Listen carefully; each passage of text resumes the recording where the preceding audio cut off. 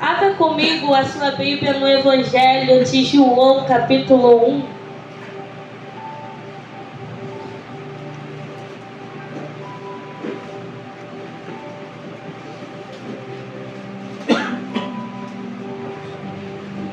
Evangelho de João, capítulo 1, versículo 19.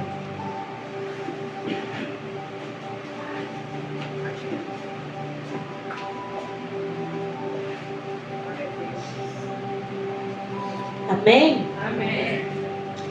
Este foi o testemunho de João quando os judeus lhe enviaram de Jerusalém sacerdotes e levitas para perguntar: quem é você? Ele confessou e não negou, confessou: eu não sou o Cristo. Diante disso, lhe perguntaram: quem é você então? Você é Elias? Ele disse: não sou. Então perguntaram: você é o profeta? Ele respondeu: não, não sou. Disseram-lhe então: diga quem é você para podermos dar uma resposta àqueles que nos enviaram. O que é que você diz a respeito de si mesmo? Então ele respondeu: eu sou a voz do que clama no deserto. Endireitem o caminho do Senhor, como disse o profeta Isaías. Pai, esta é a sua palavra, Pai. Nós nos colocamos diante de Ti, ó Pai, mais uma vez neste momento. Senhor, que o Senhor venha falar conosco através da Tua palavra. Senhor, sem o Teu Espírito Santo, eu não sou nada, nós não somos nada sem a Tua graça e sem a Tua misericórdia, Pai. Nós nos colocamos, ó Pai, nesta noite como vasos de barro diante de Ti, prontos para ouvir a Tua voz e o que Tu queres falar conosco nesta noite, Senhor. Fala conosco, Senhor, nesta noite. Ministra, Senhor, os nossos corações segundo a Tua vontade e o Teu querer. Nós somos gratos a Ti por tudo, em nome de Jesus. Amém. Amém. Amém. Enquanto eu lia esse texto, o Senhor falou comigo através da vida de João. Quando nós falamos de identidade, nós falamos de identidade terrena, ligeiramente as pessoas pensam a sua altura, a sua raça, a sua cor, a sua estatura, aquilo que você mostra que você é. Só que quando nós falamos de identidade diante de Deus, nós estamos falando aquilo que nós somos nele. Porque a palavra de Deus diz que quem está em Cristo, nova criatura é. Ou seja, nós recebemos em Deus uma nova identidade. Na carta de Pedro, ele diz que nós somos, ele afirma, ele não diz, talvez você seja, não, ele afirma que nós somos sacerdócio real, nação santa. Então, quando nós nos colocamos diante do Senhor, reconhecemos Ele, não apenas reconhecemos com palavras, mas temos a nossa vida mudada como uma nova criatura em Cristo, a nossa prática de vida muda e aí nós recebemos a identidade que Ele tem. E muitas das vezes aquilo que nós achamos que somos, deixamos de ser. Porque não cabe mais dentro de nós aquilo que nós queremos ou aquilo que nós achamos, mas aquilo que o Senhor tem a respeito de nós. E a palavra do Senhor diz que nós somos filhos, nós somos filhas, nós fomos chamados para um propósito. Você foi ungido, eu fui ungida para apregoar as boas novas de salvação. E quando nós falamos de uma identidade em Cristo, nós estamos automaticamente ligados a um propósito que Ele tem em nossas vidas. Todos nós conhecemos a história de João. A mãe dele era estéril, não podia ter filho, Isabel. Já era avançada de idade, já era idosa. E ele está dentro do templo, no turno dele de trabalho, o anjo se revela a ele e fala: você vai ter um filho, o nome dele será chamado João. Ele não acredita e o anjo do Senhor fala: por você não acreditar, você ficará mudo até que o milagre se cumpra. O tempo passa, João nasce, e aí os vizinhos entram na casa de Isabel e falam: o nome com certeza vai ser Zacarias, porque era costume, tinha que ter nome igual da família. Só que o Senhor já tinha liberado para aquele menino, para aquela nova geração, uma identidade que alinharia ele ao propósito de Deus para a vida dele. E ali João, ele se levanta, a boca dele é aberta e ele fala: não, o nome dele será João, porque a identidade dele não está relacionada ao que eu sou, a minha humanidade, a identidade dele está relacionada ao propósito de Deus para a vida dele. E muitas das vezes em nossas vidas vai ser assim: as pessoas vão querer dar nome àquilo que nós somos, quando Deus já deu nome a quem nós somos, nos entregamos a identidade dele em nós. E aí o tempo passa, João Batista cresce, ele cresce no deserto.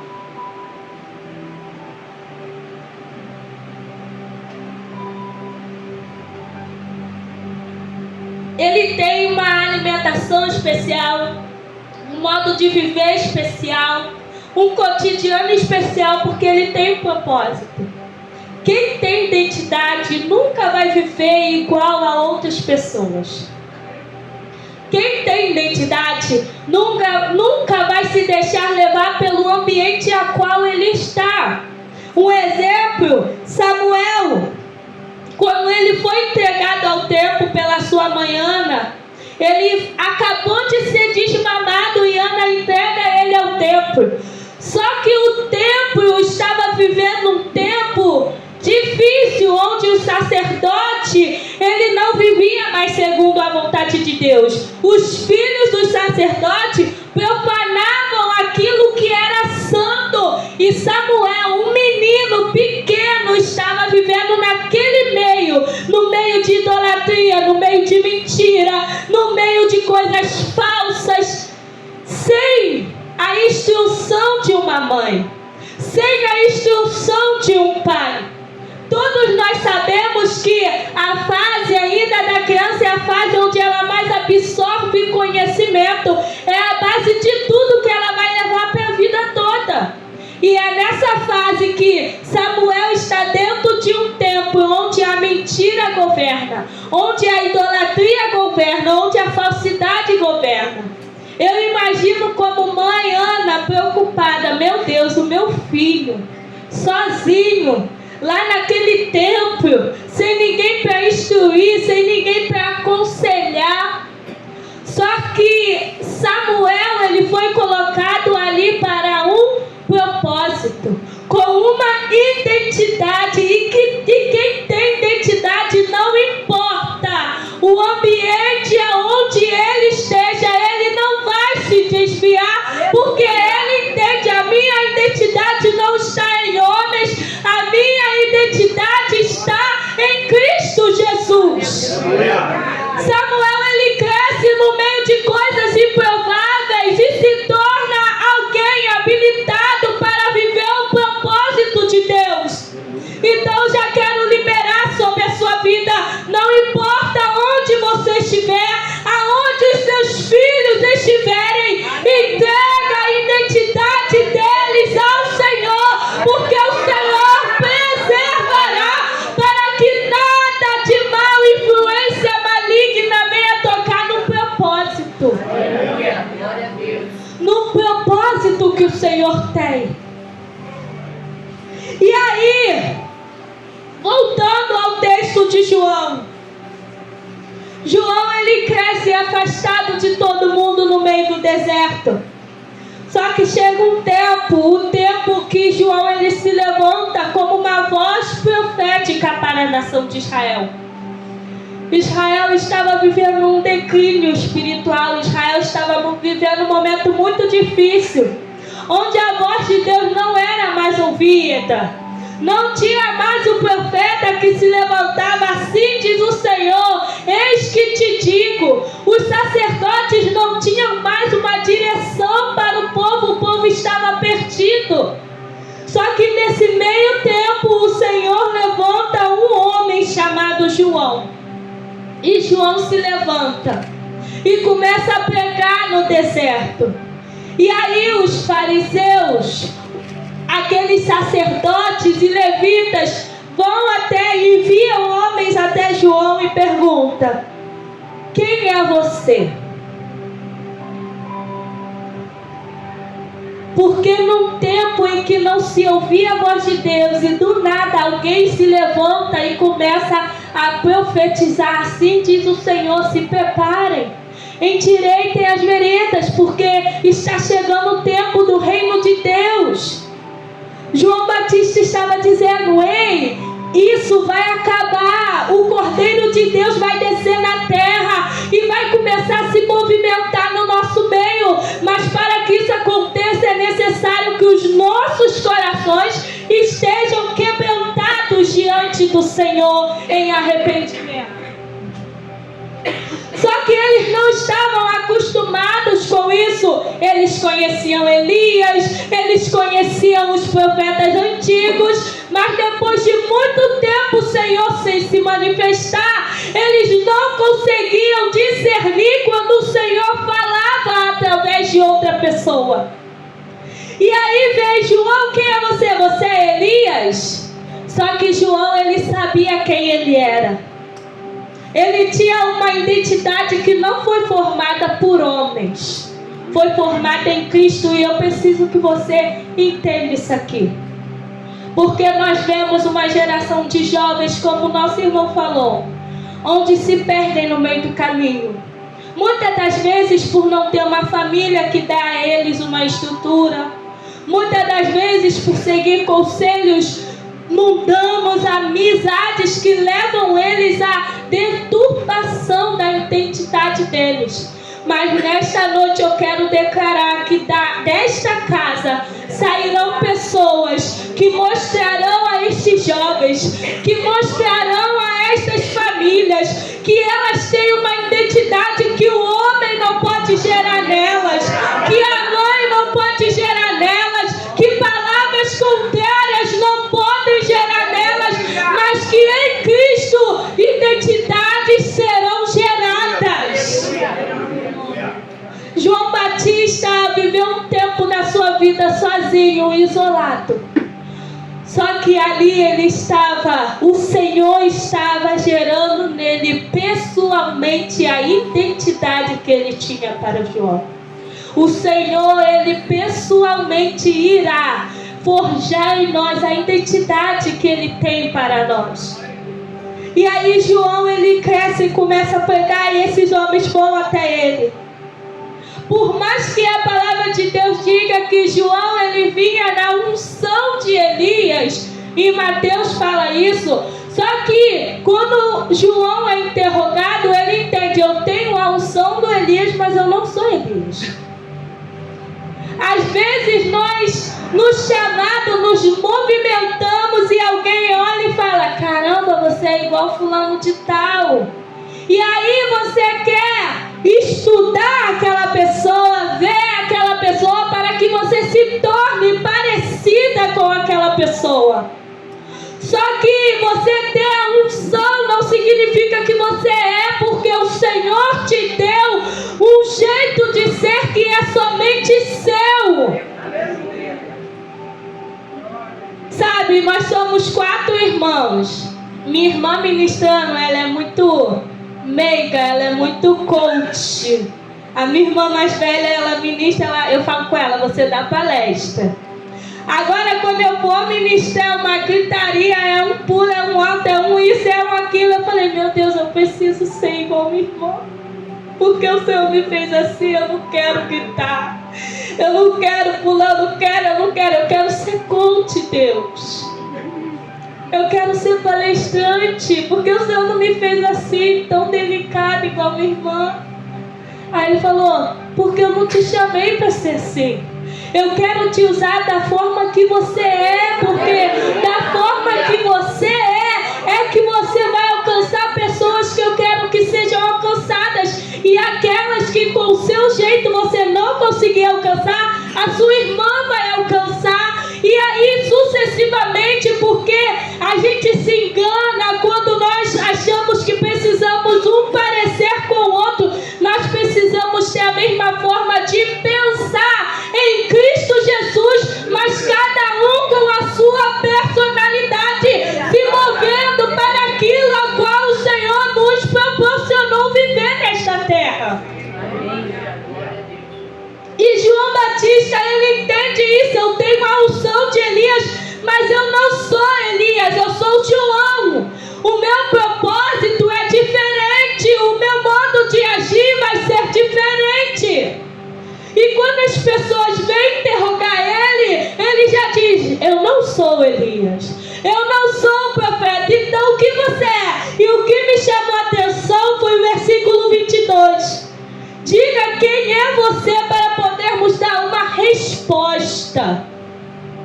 O mundo sempre vai esperar saber de nós uma resposta de quem nós somos. As pessoas sempre vão esperar de nós uma resposta de quem nós somos, dentro do propósito para o qual o Senhor nos chamou. E aí o que me confrontou foi que eles perguntaram: o que é que você diz a respeito de ti mesmo? E o Senhor falou comigo: Sara, é muito fácil você ter o que falar do teu irmão. É muito fácil você saber a respeito do teu próximo, mas se olha no espelho e fala a respeito de quem você é. Aí a gente vai ficando em silêncio, porque a gente vai pensando e na nossa mente só vai vir as qualidades. Só vai vir aquilo de bom. Só que aí a gente fica mais um pouquinho no espelho e vai começando a vir as coisinhas. Só que para falar a respeito do nosso próximo, nós já temos a resposta pronta. Só que a pergunta desses homens é: João, o que você tem a falar a respeito de você mesmo? E não é de você mesmo como no seu cotidiano, na tua rotina de vida. O que você tem para falar de você mesmo a respeito do plano de Deus para a sua vida? Porque quando eles vêm questionar João, eles vêm questionar mediante a evidência do propósito de João. João estava pregando, ele estava batizando, ele estava cumprindo o dever dele como chamado em Deus. E quando eles vêm perguntar: o que é que você diz a respeito de você mesmo, dentro do propósito de Deus? E se eu te perguntar hoje, o que você tem a perguntar a respeito de você mesmo, dentro do propósito de Deus para a sua vida? Será que você vai ter uma resposta imediata para dizer? Será que você vai conseguir dizer de forma clara e plena o que é que você é? Qual é a sua identidade dentro do propósito de Deus para a sua vida? Às vezes nós não sabemos. Nós ficamos assim, indo por culto, reunião em reunião, culto a culto. E aí chega um período da nossa vida que a gente fica perguntando: Senhor, o que eu estou fazendo aqui? Para que eu estou aqui? Para o que eu nasci? Por que eu estou aqui? O que eu vim fazer aqui? Será que eu vim apenas para levantar minha mão no período de louvor e adorar? Será que eu vim apenas para expressar uma palavra, uma leitura da palavra? Só isso? Só que nesta noite o Senhor está dizendo para mim e para você: você tem muito a dizer a respeito de você diante do propósito que eu tenho para a sua vida. Você tem muito a declarar e a ser diante do meu plano na tua vida. João, ele ergue a voz depois desta pergunta e ele diz: eu sou diz, talvez eu seja, ou pode ser que eu seja, ele diz, eu sou a voz do que clama no deserto. Eu tenho algo a te dizer, eu não sei de que forma o Senhor quer te movimentar, mas eu sei o que Ele quer fazer através da tua vida. Às vezes nós pensamos que as pessoas não querem, todas as pessoas já sabem, já ouviram da palavra de Deus, da mensagem do Evangelho, mas eu te digo que nunca houve uma época onde as pessoas tivessem tanta sede e tanta fome de ouvir uma palavra da verdade. Porque a palavra a gente ouve em muitos lugares, mas uma voz que clama de uma forma verdadeira, de uma forma diferenciada, com uma verdade genuína da palavra, isso aí está difícil de se achar. E eu te digo que neste tempo que nós estamos vivendo, o Senhor procura vozes como a de João Batista, que se levantarão neste tempo e vão proclamar a verdade do Senhor. Porque o reino dos céus, Ele quer descer sobre a terra de uma forma diferente nesse tempo. E Ele conta com aqueles que têm a voz, que pode proclamar a verdade, mas só encontra essa voz quem tem identidade de quem é. E é em Cristo Jesus que nós nos encontramos. Quando nós nascemos de novo, quando nós nos batizamos, quando nós reconhecemos a Cristo, automaticamente a nossa identidade ela é mudada. E aí o nosso comportamento de vida também precisa andar de acordo.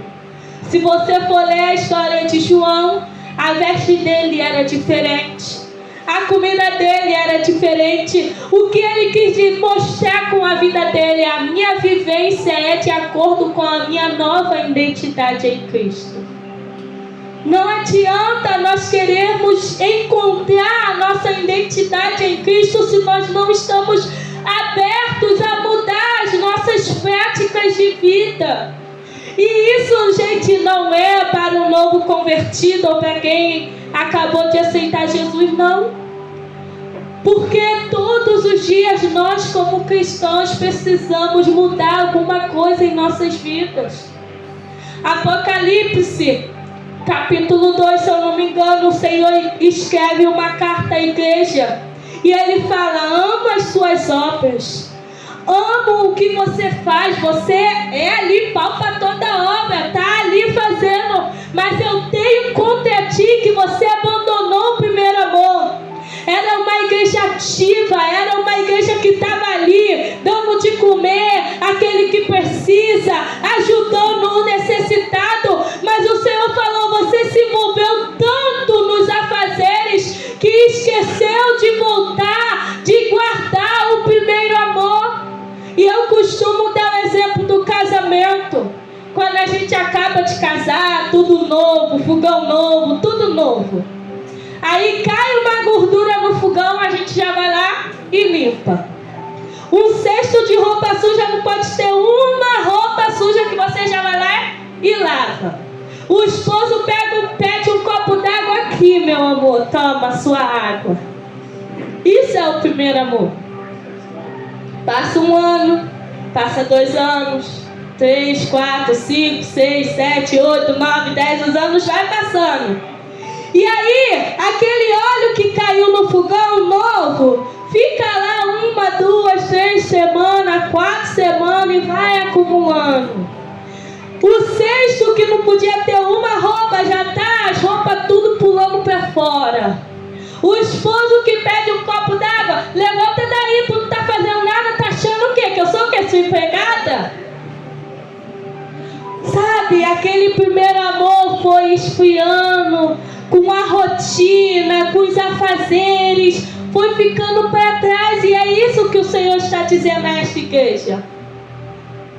Vocês precisam voltar ao zelo do primeiro amor.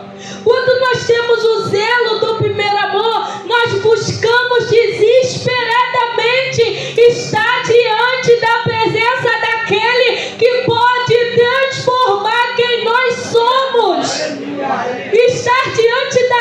aquele que pode dia após dia, minuto a minuto, nos direcionar ao centro da vontade dele. Só que nós acabamos no meio da caminhada deixando o primeiro amor de lado.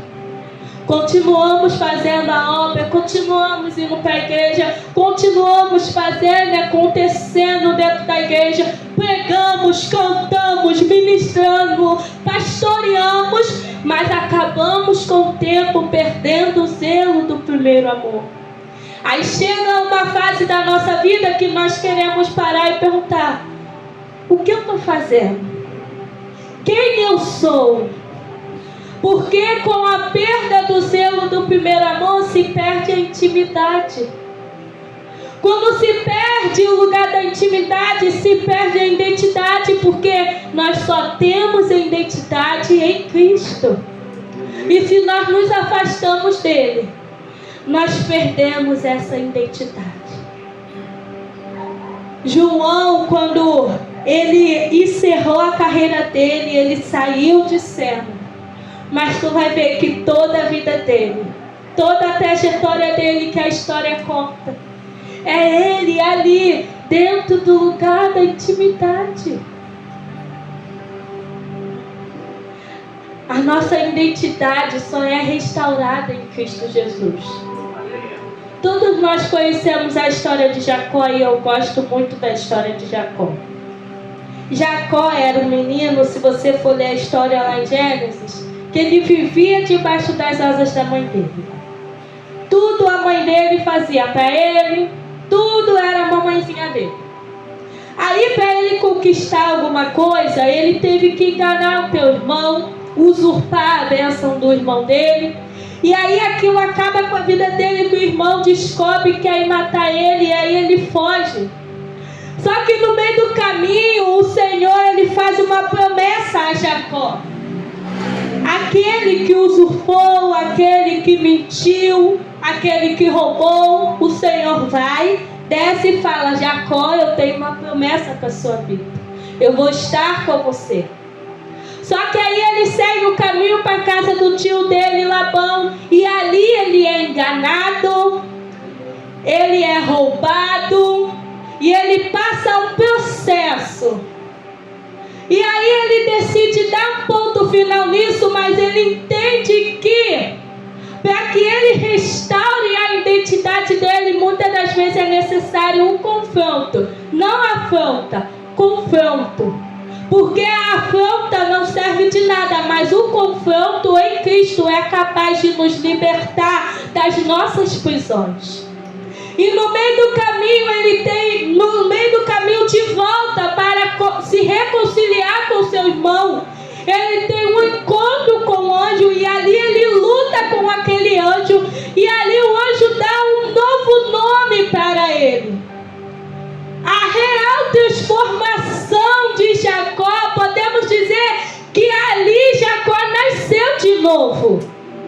Até então ele ainda era Jacó, ele ainda tinha umas raizinhas que precisavam ser mudadas, mas no encontro dele com o anjo do Senhor, ele é tocado e é transformado, porque o anjo confronta ele. Como que o anjo confronta ele? Quem você é? O anjo no meio da luta pergunta: quem é você? E ele não soube falar, porque Jacó, quem era Jacó? Enganador? Usurpador? Aquele que enganou e foi enganado? Aquele que roubou e foi roubado? Aquele que vivia uma vida fugindo do seu irmão por medo? Só que o anjo fala: não, você não é mais Jacó. Hoje, porque você esteve íntimo de mim, hoje, porque você está aqui comigo, eu mudo a sua identidade, eu mudo quem você é, e eu te chamo hoje de Israel. E quando o anjo chama Jacó de Israel, ele está retificando uma promessa que o Senhor fez lá atrás sobre Jacó.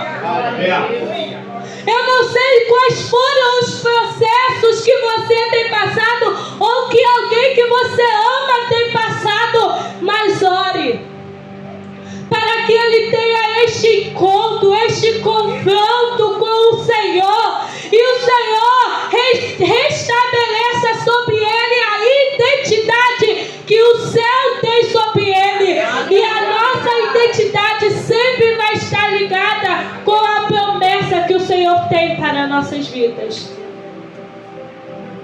Você nunca vai conseguir ver alguém viver as promessas sem ter identidade. A nossa identidade é muito importante em Cristo. Porque quando você não sabe quem você é, você se leva por qualquer vento, por qualquer tempestade, por qualquer aflição. A luta vem, as tempestades vêm, as amizades que não são de Deus vêm. E aí você se deixa levar. Se a tempestade fala para você, você não vai conseguir, você não vai romper, você não tem identidade, você vai falar, realmente é melhor sentar e me entregar a essa tempestade.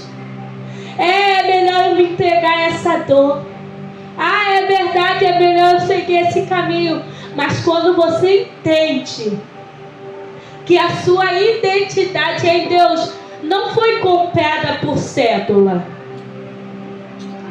não foi via Pix, que é assim instantâneo. Houve um sacrifício de alguém que nos ama. Não é qualquer identidade que nós temos. A nossa identidade foi completa e estabelecida em nossas vidas com preço de sangue. E é com ela que nós nos moveremos segundo o propósito que o Senhor tem para nossas vidas. Por muito tempo eu comecei a ministrar a palavra do Senhor, eu tinha 14 anos.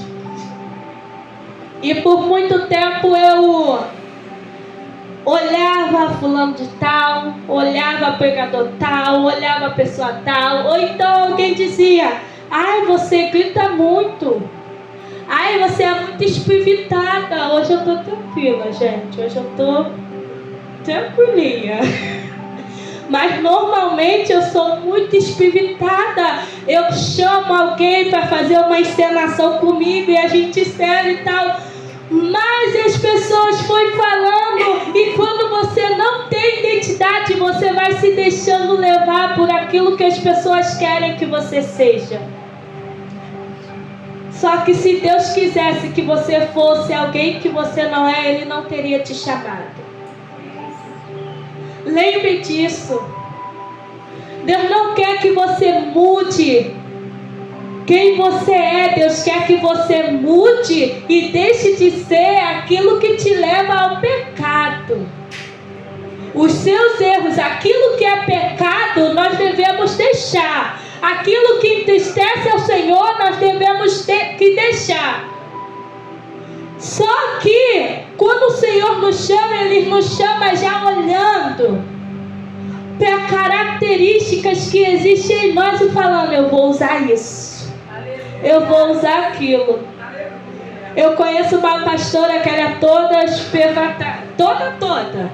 E quando ela era do mundo, nossa, brigava com bandido, fazia, acontecia, brigava na rua, uma coisa, gritava horrores. Hoje, a base do ministério dela, ela sai subindo o morro com um alto-falante, eu acho, e gritando, arrependam-se porque é chegado o reino de Deus. Deus não pediu para que ela mudasse a característica dela de meigueta, de espivitada, não. Deus usou essa característica dela, transformou, refinou, para que nele fosse usada para o benefício do reino.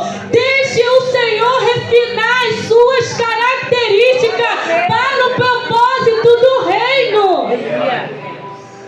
Só que vai requerer de nós passar por algumas situações, passar por alguns processos, porque nós, no meio da caminhada, vamos precisar ter sabedoria para usar as nossas características. O Senhor não quer tirar isso de você. Ele não quer que você deixe de ser quem você é. Ele quer refinar, Ele quer purificar, Ele quer santificar, para que isso seja usado no reino de Deus. Aleluia. Então vamos nos lançar na vontade de Deus.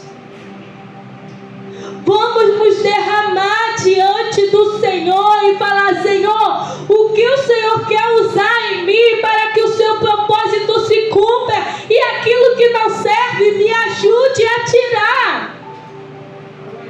Porque neste tempo o Senhor está à procura de pessoas que têm identidade estabelecida.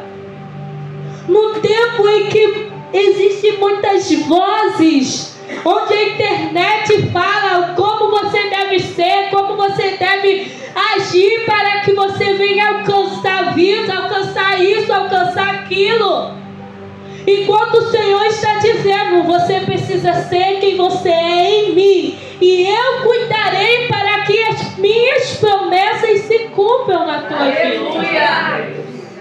O Senhor tem uma promessa para a tua casa, para a tua família, para os seus filhos. Ah, Sara, mas meus filhos não estão aqui, mas eles estarão, porque você tem uma identidade em Deus, e é através dela que o Senhor vai cumprir a promessa de que você e a sua casa servirão ao Senhor.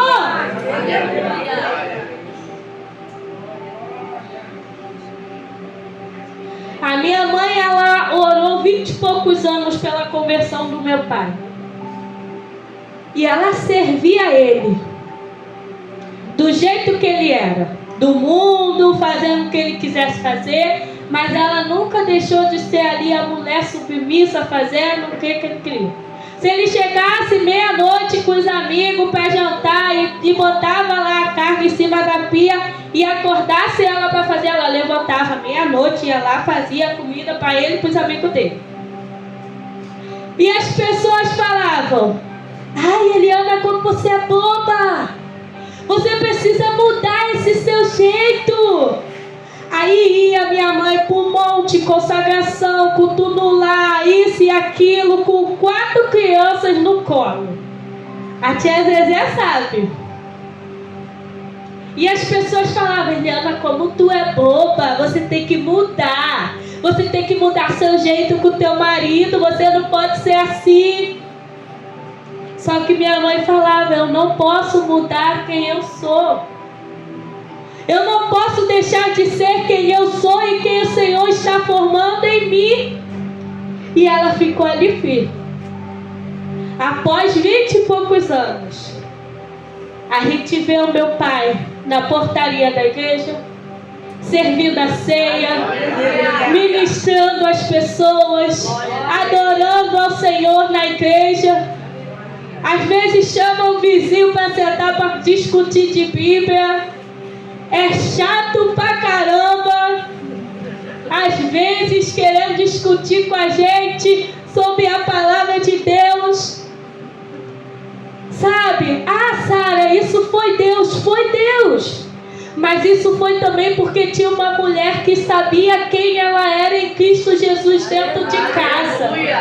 Tinha uma mulher que não ia segundo o conselho de feminismo. Tinha uma mulher que não ia segundo o conselho de outras mulheres que falavam: muda, sai, bota ele no lugar dele.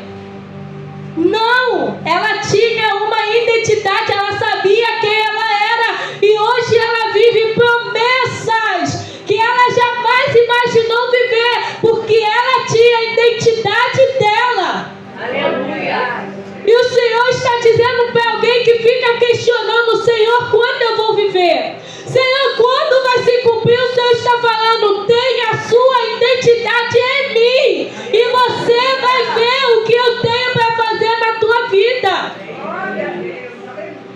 Nós precisamos buscar, nós precisamos nos entregar à vontade de Deus, e não é de qualquer maneira.